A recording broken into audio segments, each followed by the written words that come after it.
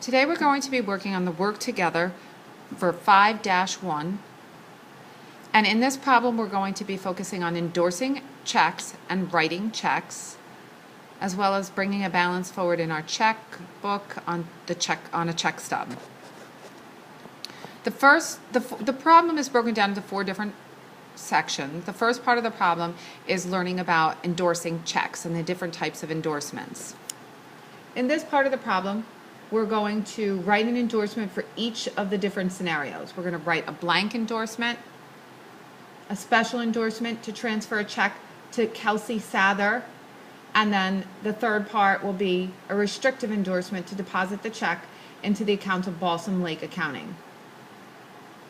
Our company that we're dealing with in this problem is Balsam Lake Accounting, and that's what we're going to do is deposit that last one under a restrictive endorsement into the account of Balsam Lake Accounting. The second part of the problem is to record a balance that we're bringing forward onto check stub number 78 in the amount of $1,805.75. The third part of the problem is to record a deposit of $489 that we make on October 30th of the current year on check stub number 78. The fourth part of the problem is to prepare check stubs and write the checks that are issued on October 30th for check number 78 to Corner Garage for repairs of $162, and check number 79 to St. Croix Supply for supplies of $92. So let's get started. As I mentioned, the first part of this problem is to do endorsements. So pretend these are the backs of the checks, and we're going to endorse them in each of the different fashions. First, there was the blank endorsement. As the owner of Balsam Lake Accounting, if you were depositing that check or endorsing that check, you would just simply put your own signature. So I'm going to just write for a blank endorsement my signature. Remember that if you're doing a blank endorsement on a check, once you've signed that endorsement, anybody can pick up that check and cash that check. So be careful and make sure you're only doing a blank endorsement when you're right at the bank for safety purposes.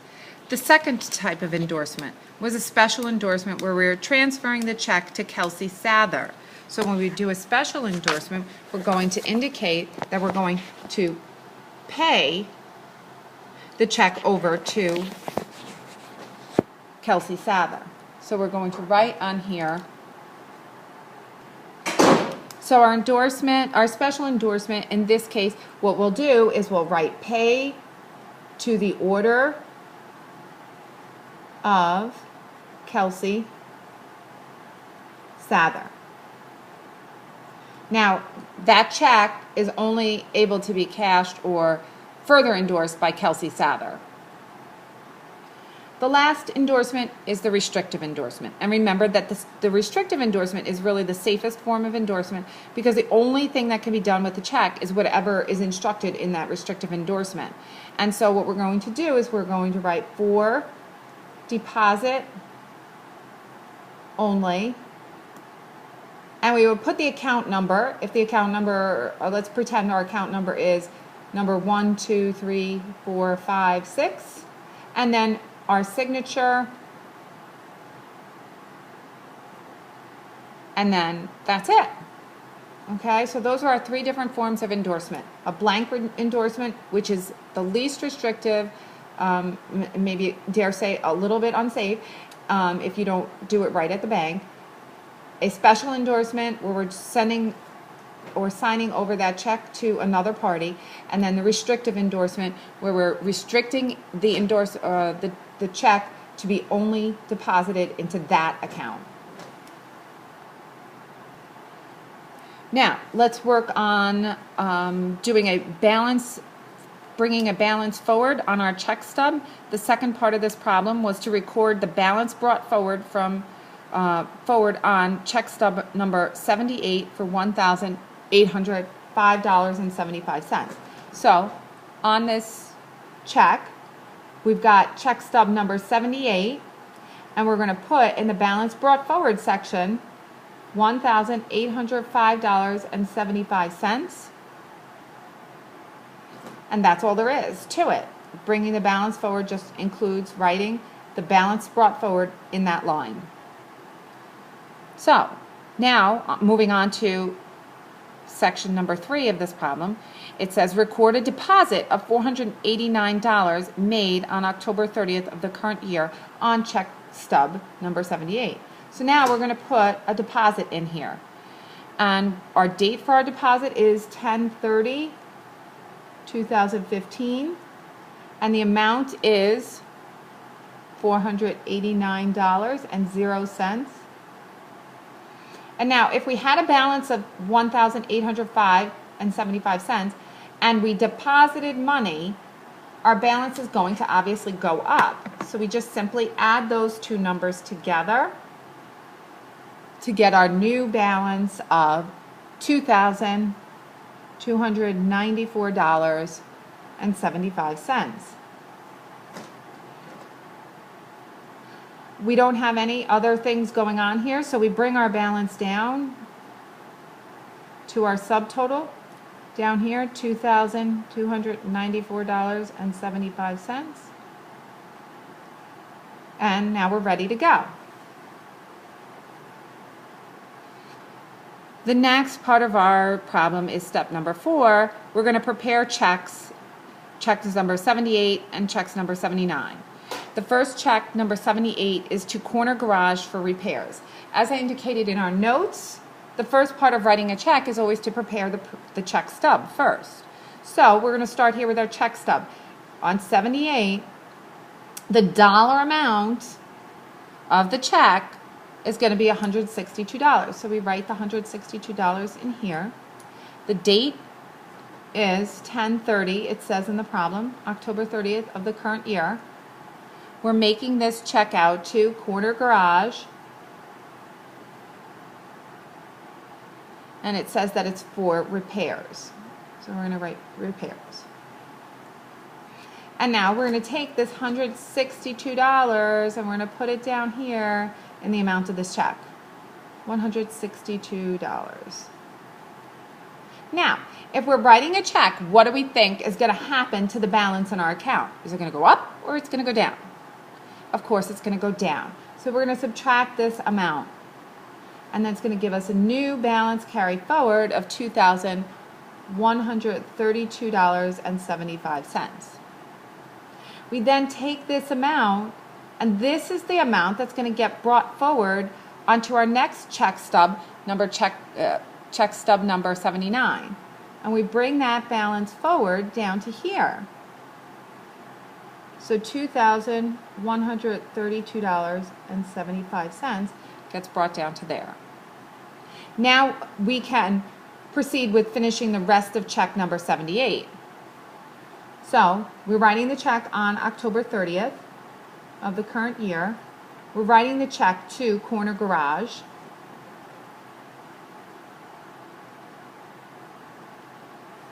And it's in the amount of $162, so we write it in dollars here, and then we write it in words on this line. And we start right out here at the end margin, 162, and it's 0 cents, so it's zeros over 100, and then we write a line in the rest of this spot to make sure nobody can put any fraudulent information in any place on this line. And then this particular check was for repairs, as it's indicated here. And then as the owner of our business, Balsam Lake Accounting, we're going to sign this check with our signature. Okay, and that's it. So you can see all the information that we need for writing the actual check is really right here on the check stub. The check stub becomes our objective evidence for this check being issued to Corner Garage.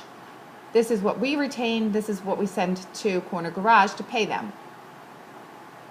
Okay, now we're going to work on check number 79 to St. Croix Supply for supplies in the amount of $92. This check is also being written on October 30th. So we'll start out again. It's for $92. We'll put the amount up here. The date is October 30th.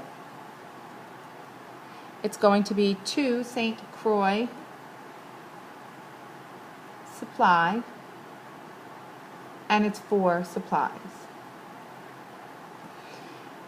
We don't happen to have any deposits going on in this particular, on this particular check stub, so we don't have to put anything in here, but we just have to bring our balances down, bring our subtotal down, and then we can put the amount of the check is $92. And again, we're going to subtract here because we're writing a check to pay St. Croix Supply.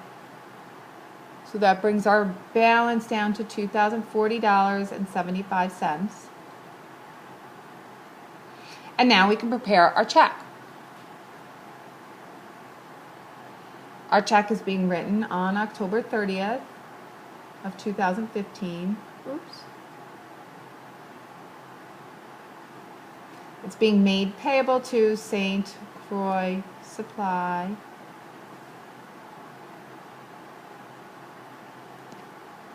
For $92. We write that in words.